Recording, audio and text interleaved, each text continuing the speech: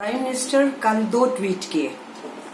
मैं कहूंगी it was too little and too late, यानी बहुत थोड़ा और बहुत देर से। पहली बात तो उन्होंने ये कही कि कोरोना का कोई धर्म नहीं होता, जात नहीं होती, क्रीड नहीं होती, बाउंड्री नहीं होती, भाषा नहीं होती। अच्छी बात, लेकिन ये क्यों नहीं कहा कि किसी धर्म विशेष के लोग इस कोरोना को नहीं फैलाते हैं। कोरोना का अगर आप ये कह रहे हैं कि उसकी कोई धर्म जात वगैरह नहीं होती। दूसरी बात मैं ये कहना चाहती हूँ कि ये आपने बात तब क्यों नहीं आके कही जब अप्रैल के पहले हफ्ते में ये सब कुछ चल रहा था इस देश के अंदर, कि एक धर्म विशेष के लोगों को टारगेट किया जा रहा था। ये वातावरण बनाया जा रहा था कि जैसे इस पूरी बीमारी को मुस्लिम्स फैला रहे हैं, किसी एक जमात की गलती को पूरी कौम के ऊपर थोपा जा रहा था। तब आप क्यों नहीं आए? और जब ये जहर फैलाया जा रहा था उसके बाद भी तो आप टीवी मीडिया पे आए थे देश को संबोधन करने के लिए। आप उस दिन भी खामोश रहे। आप 14 तारीख को भी इसके बारे में नहीं बोले। आज 20 तारीख हो गई है, कल 19 थी जब आपने ये बात की, लेकिन आपने उस समय कोई संज्ञान नहीं लिया। कर कौन रहा था आप जानते नहीं है क्या? कौन कर रहा था? आपकी ही पार्टी के कुछ नेता लोग उसमें शामिल थे, आपके इलेक्टेड रिप्रेजेंटेटिव्स उसमें शामिल थे। गोदी मीडिया बड़ी मुस्तैदी से पुराने वीडियोस को चला करके इस जहर को फैलाने में हिस्सेदारी निभा रहा था। तब आपने संज्ञान क्यों नहीं लिया? इन सबको क्यों नहीं रोका? और इसलिए मैं ये कह रही हूँ too little and too late, क्योंकि पूरा वातावरण इस देश के अंदर गंदला किया गया। आपको फिर ये भी तो बता देना चाहिए था कि एक बार फ्लू आया था, उसको स्पेन फ्लू कहा गया था। HIV एड्स आया था तो अफ्रीका के किसी एक देश के साथ उसका नाम जुड़ गया था। और अब हम जानते हैं कि कोविड-19 आया है तो वुहान से शुरू हुआ है। और हम ये भी जानते हैं कि दुनिया के पैमाने के ऊपर अलग अलग उठने वाली जो बीमारियां हैं, इबोला समेत, वो कभी भी किसी भी देश में उठ सकती हैं और पूरी दुनिया में महामारी बन सकती है। इसको महामारी कहा गया है कोविड-19 को। खुदा न खास्ता कभी कल हिंदुस्तान से कोई वायरस उठे और दुनिया में फैले तो करोड़ों हिंदुस्तानी जो बाहर रहते हैं, क्या उन मुल्क के लोगों को उनको उठा करके वहां से बाहर कर देना चाहिए? उनको डिह्यूमनाइज करना चाहिए? उनको इंसल्ट करना चाहिए? ह्यूमिलिएट करना चाहिए? इसलिए अगर बात कहनी है तो आप पूरी कहिए ना।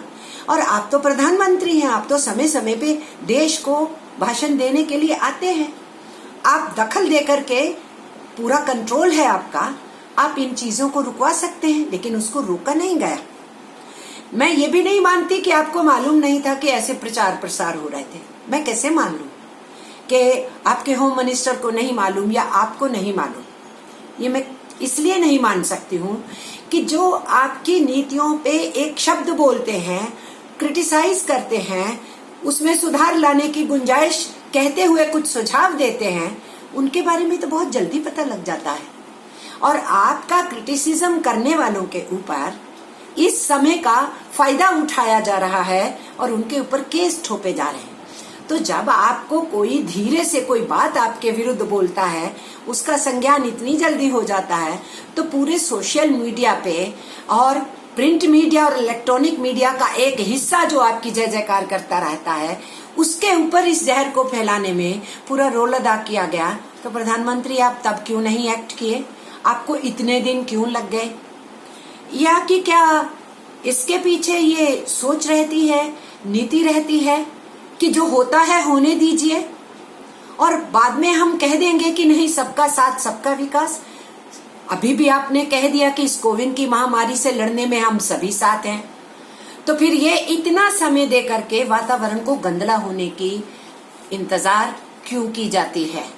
और इसलिए मेरा सीधे सीधे आरोप ये है कि आपका IT सेल, आपके साइबर सेल चलाने वाले, आपके सत्ता पक्ष के साथ चलने वाले संघ परिवार के जो अलग अलग जितने भी यूनिट्स हैं, वो लगातार ऐसे कृत्यों के अंदर शामिल हैं।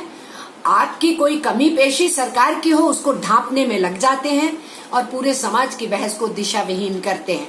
इन दिनों के अंदर वीडियो चलाया गया क्या वो आपके संज्ञान में नहीं आया कि ऐसे वीडियो भी चले जो पहले भी इस्तेमाल होते रहे और अब फिर से चलाए गए कि 100 करोड़ हिंदुस्तानियों का, हिंदुओं का ये देश है और बाकी जो जनता है 100 करोड़ से ऊपर, वो समझ ले कि उनको इस देश के अंदर जैसा हम चाहेंगे वो वैसा रहेंगे, नहीं तो वो इस देश से चले जाएं। ये क्यों कहा गया है?